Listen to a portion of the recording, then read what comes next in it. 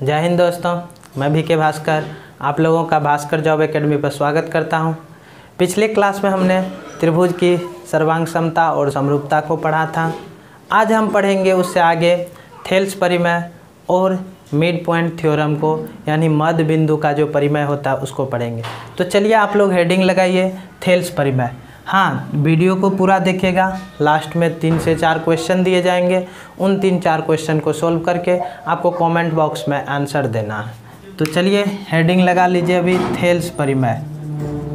Thales परिमेय, Thales बाबा जो हम लोगों को एक टेंशन दे दिए हैं, उस टेंशन का देखते हैं किस तरीके से सॉल्यूशन किया जाएगा, और बिल्कुल आसान भाषा में सॉल्यूशन किया जाएगा। कैसे हम प्रूफ करेंगे, प्रूफ भी करेंगे, ठीक है। प्रूफ का लेकिन एक है, प्रूफ का दूसरा हम प्लेलिस्ट बना देंगे जो रक्षाबंधन के बाद आप लोगों को शो करने लगेगा। वहाँ पे सब कुछ को प्रूफ किया जाएगा, जितना भी फॉर्मूला है सब फॉर्मूला को प्रूफ किया जाएगा। तो पहले देखिए यहाँ पे कि कैसे ये होता है, बिल्कुल आसान तरीके से। थेल्स परिमेय कहता है एक त्रिभुज के तीसरी भुजा के समांतर, तीसरी भुजा मतलब कोई भी भुजा ले लेते हैं, इस भुजा के समांतर, तीसरी भुजा के समांतर अगर एक भुजा खींचें तो इस भुजा के द्वारा बनने वाला त्रिभुज वो पूरे त्रिभुज का क्या होगा, समरूप होगा। इस त्रिभुज, इस भुजा के द्वारा बनने वाला त्रिभुज, ये छोटा वाला त्रिभुज पूरे त्रिभुज का समरूप होगा। चलिए, ये समरूप होगा तो समरूप तो हो जाएगा, लेकिन इसके बाद का अब जो रूल है वो रूल किस तरीके से लागू होगा थेल्स परिमेय। अब देखिए, ए बी सी, इस भुजा को मान लेते हैं डी ई, ठीक है। अब बताइए डी ई समांतर है बी सी का। तो आपको जब हम बताए थे, जब दो भुजा को एक तिर्यक, जब समांतर रेखा को एक तिर्यक रेखा काटती है तो वहाँ पे थ्योरी में बताए हुए थे छोटका छोटका के बराबर होता है और बड़का को कौन बड़का के बराबर होता है। तो ये एंगल अगर हम इस एंगल को थीटा माने तो ये भी एंगल क्या हो जाएगा, थीटा हो जाएगा। क्लियर है।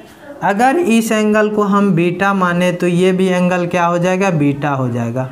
और इस एंगल को अगर अल्फ़ा मान लेते हैं, अल्फ़ा माने तो ये छोटा वाले त्रिभुज के लिए भी ये एंगल है और बड़ा वाला त्रिभुज के लिए भी क्या है, यही एंगल है। तो दोनों के लिए सेम एंगल हो गया। चलिए, अब यहाँ पे तीनों एंगल आप देख सकते हैं कि आपस में क्या है, ये एंगल इसके बराबर, ये एंगल इसके बराबर और ये एंगल खुद के बराबर, छोटका में, ठीक है।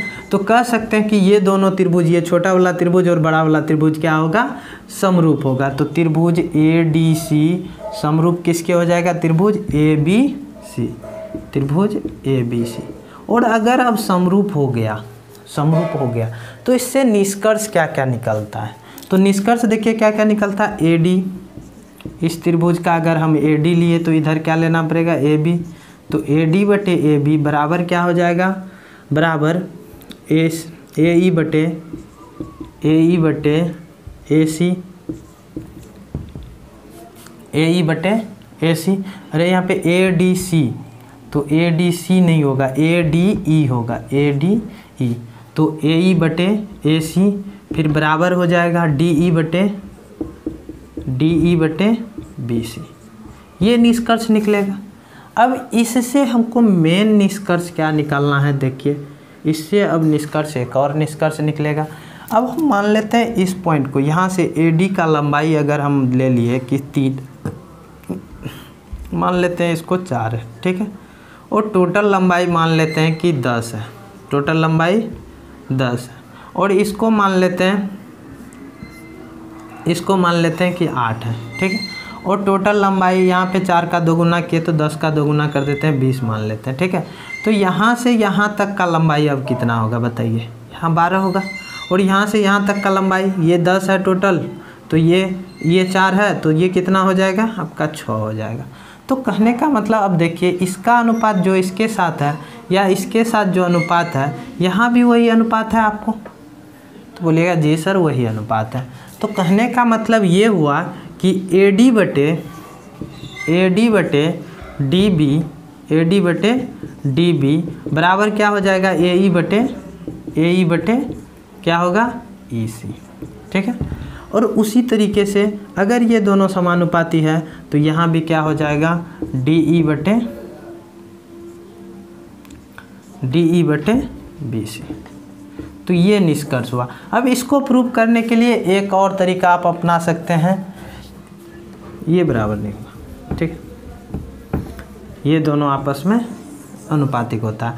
अब इसको प्रूव करने के लिए एक और तरीका अपना सकते हैं, इन दोनों वैल्यू को एक में से माइनस कर दीजिए, इन दोनों वैल्यू को एक में से माइनस कर दीजिए, तुरंत ये चीज़ आपको आ जाएगा।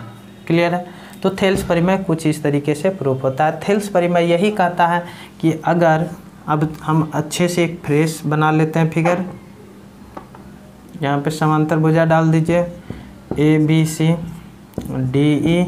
तो थेल्स परिमेय ये कहता है कि AD बटे DB बराबर होगा AE बटे AC। क्लियर? कोई तरह का दिक्कत? चलिए नोट कर लीजिए। चलिए अब हेडिंग लगाइए, इससे हम सवाल भी देखेंगे इस पर ढेर सारा, कोई दिक्कत नहीं है। अब हेडिंग लगाइए मिड पॉइंट थ्योरम, बहुत ही इम्पोर्टेंट है जी, इस पे सवाल काफ़ी बार आया हुआ है, मिड पॉइंट थ्योरम पे। तो मिड पॉइंट देखिए थ्योरम क्या होता है, एक त्रिभुज है, हेडिंग लगा दीजिएगा मिड पॉइंट थ्योरम।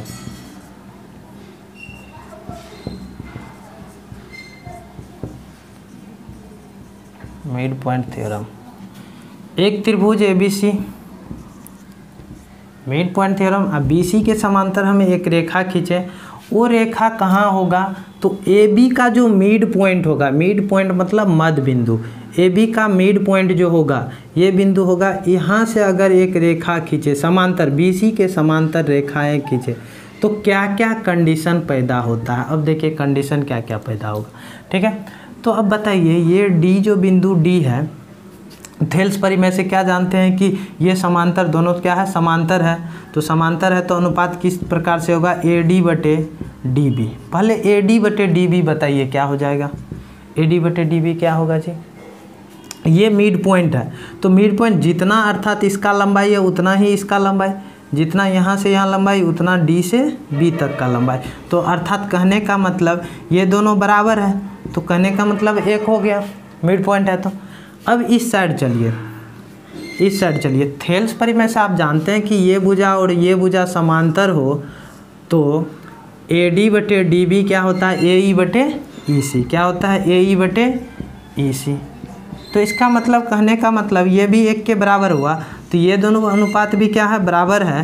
तो इसका कहने का मतलब हुआ कि AE और EC भी क्या होगा, बराबर होगा। इससे निष्कर्ष क्या निकला, AE और EC भी क्या होगा, बराबर होगा। और ये दोनों बराबर होगा तो इसका मतलब E भी क्या होगा, E भी क्या होगा, मध्य बिंदु होगा, E भी क्या होगा, मध्य बिंदु यानी मिड पॉइंट होगा। तो एक निष्कर्ष निकला कि E भी क्या होगा, समांतर अगर खींचा जाए तो E भी मिड पॉइंट होगा। चलिए अब दूसरा निष्कर्ष की तरफ चलते हैं। AD बटे पूरा ले लेते हैं AB बराबर, AD बटे पूरा ले लिए यहाँ पे AB बराबर, फिर AE बटे AC क्या हो जाएगा। अब देखिए यहाँ से यहाँ तक अगर ये और ये बराबर है, इसको एक माने ये भी एक हो जाएगा, तो टोटल क्या हो जाएगा, AD कितना होगा, 1, और इधर टोटल कितना हो जाएगा, 1/2 होगा कि नहीं। अब हम अगर एरिया का अनुपात निकालें, एरिया ऑफ ट्रायंगल ADE बटे एरिया ऑफ ट्रायंगल ABC क्या हो जाएगा जी, भुजा के वर्गों का अनुपात होता है, कल हम बता चुके हैं वीडियो में। तो भुजा के वर्गों का अनुपात अर्थात AD बटे AB का हो जाएगा क्या, वर्ग। तो अभी जस्ट निकाले हैं कि AD बटे AB क्या, 1/2। तो 1/2 का क्या हो जाएगा, वर्ग हो जाएगा, अर्थात कितना, 1/4। तो कहने का मतलब ये छोटका वाला जो त्रिभुज है, ऊपर में जो त्रिभुज बना, इसका क्षेत्रफल कितना 1 होगा। तो पूरे यहाँ से यहाँ पूरे त्रिभुज का क्षेत्रफल कितना होगा, पूरे वाले त्रिभुज का क्षेत्रफल 4 हो जाएगा। क्लियर है। और इसका 1 होगा, इसका 4 होगा, तो इसका मतलब सिर्फ ये चतुर्भुज का क्षेत्रफल कितना होगा, सिर्फ ये चतुर्भुज का क्षेत्रफल 3 होगा। समझ में आ रहा है। देखिए इसका क्षेत्रफल 1, पूरे का क्षेत्रफल 4, तो सिर्फ और सिर्फ चतुर्भुज का क्षेत्रफल कितना 3। अब यहाँ पे बहुत बार क्वेश्चन आ चुका है, इस पे आधारित बहुतों बार क्वेश्चन आ चुका है। देखिए किस प्रकार से क्वेश्चन आता है।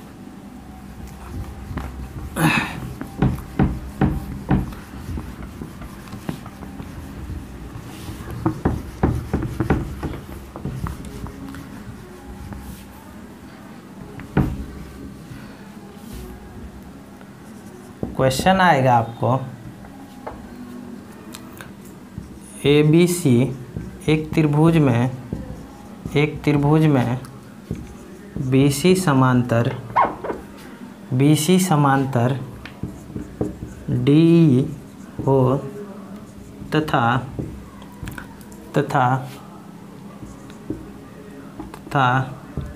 DAB का मध्य बिंदु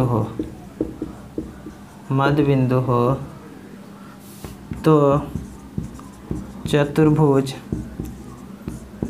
ABED का क्षेत्रफल क्या होगा, यदि त्रिभुज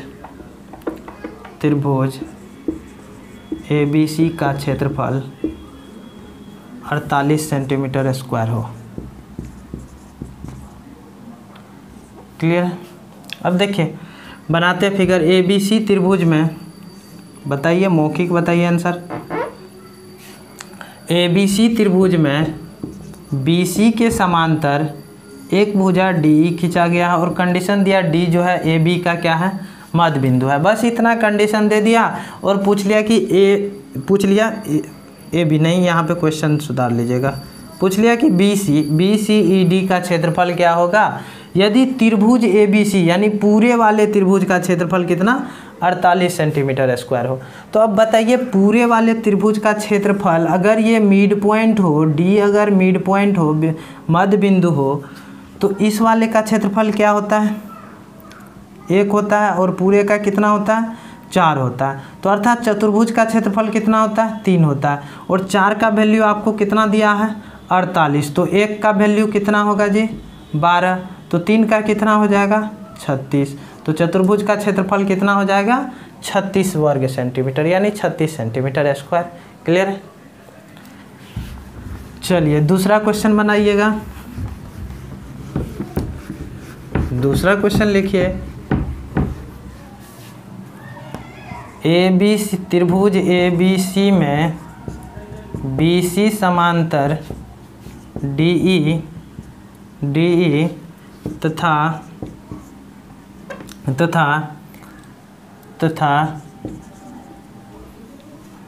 AD बटे DB बराबर 3/5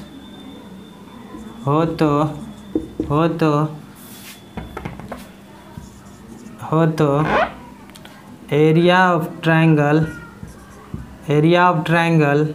ADE अनुपात एरिया ऑफ ट्रायंगल ABC क्या होगा। सबसे मोस्ट इम्पोर्टेंट है, ऑप्शन है आपके पास 9 25 25 9 9 64, डी में 25 और 64। चलिए बताइएगा क्या होगा अनुपात। चलिए हम बनाते हैं। ABC एक त्रिभुज है और BC के समांतर आपको DE भुजा दिया हुआ है। ठीक है, बोला गया है कि AD बटे DB कितना 3 और 5 है, 3 और 5 है। तो आपको अनुपात क्या निकालना है जी, ADE यानी इस त्रिभुज का क्षेत्रफल और ABC यानी पूरे त्रिभुज का क्षेत्रफल।